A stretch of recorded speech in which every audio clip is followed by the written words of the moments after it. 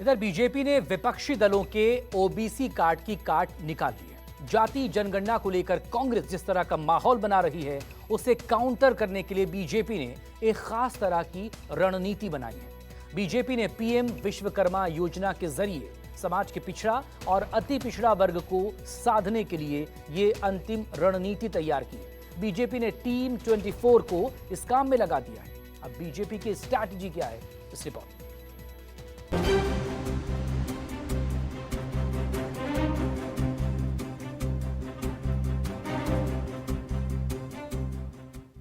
जातीय जनगणना पर विपक्ष की धारदार रणनीति को देखते हुए बीजेपी ने काउंटर प्लान तैयार कर लिया है।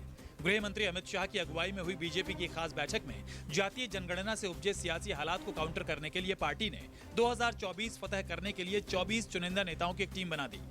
टीम के हर सदस्य को 1 से 2 राज्यों का प्रभार भी दिया गया है। इस टीम को लोकसभा और विधानसभा चुनाव के हिसाब से ओबीसी तक पहुंचने के लिए पूरी ताकत झोंकने का निर्देश दिया गया है।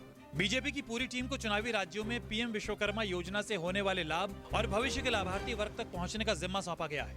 पार्टी ने तय किया है कि पीएम विश्वकर्मा योजना के लाभ को जन जन तक पहुंचाने और लोगों को आगाह करने के लिए बीजेपी अपनी बड़ी टीम को मैदान में उतारेगी। पार्टी ने जो टीम बनाई है उसमें कई वरिष्ठ नेता शामिल हैं। सुनील बंसल, विनोद तावड़े, तरुण चुग, डॉक्टर राधा मोहन अग्रवाल और दुष्यंत गौतम। ओबीसी मोर्चा के राष्ट्रीय अध्यक्ष डॉक्टर के लक्ष्मण, बीएल वर्मा, श्रीकांत शर्मा और संगम लाल गुप्ता, विकल्प देव, लॉकेट चैटर्जी जैसे नेता शामिल हैं। पार्टी सबसे पहले इन कार्यक्रम को चुनावी राज्यों में शुरू करेगी। जिले और मंडल स्तर पर बीजेपी के कार्यकर्ता विश्वकर्मा योजना के जरिए इस समाज तक पहुंचेगी। गांव-गांव जाएंगे, घर-घर जाएंगे। 30 लाख परिवार को लाभान्वित होने वाले छोटे-छोटे गरीब तबके के जो लोग हैं, जो हस्तकार है, जो इन हर गांव में जो बसे, सुनार हो या हमारे मूर्तिकार हो, शिल्पकार हो, लोहार हो, इन सब लोगों के हित के लिए पहली बार एक कोई आदमी सरकार जो सोचा वो बीजेपी है, मोदी जी है।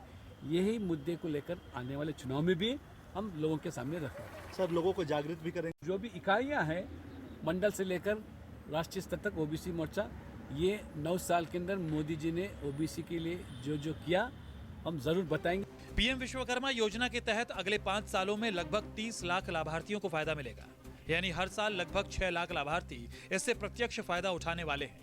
बीजेपी इस योजना से फायदा उठाने वाले कामगार जातियों के बीच तेजी से जागरूकता फैलाने का काम करेगी। सितंबर में इस योजना के लॉन्च होने से लेकर अब तक करीब 2 लाख कामगार जातियों के लोग आवेदन कर चुके हैं। अब पार्टी ओबीसी या ईबीसी से संबंध रखने वाले देश के पारंपरिक शिल्पकार जातियों के बीच अगले 2-3 महीनों में पहुंचने का इंतजाम करने में जुटी है। इसी आउटरीच कार्यक्रम के दौरान पार्टी कांग्रेस पर निशाना भी साधेगी, इस इल्जाम के साथ कि वो ओबीसी के खिलाफ है।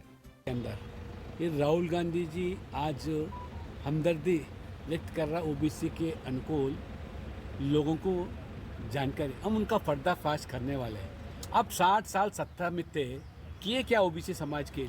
बीजेपी को लगता है कि 18 पारंपरिक कामगार जातियों तक पहुंच बनाकर बीजेपी उस माहौल का काट ढूंढ लेगी जो विपक्षी दलों ने जातीय जनगणना को लेकर बनाया है।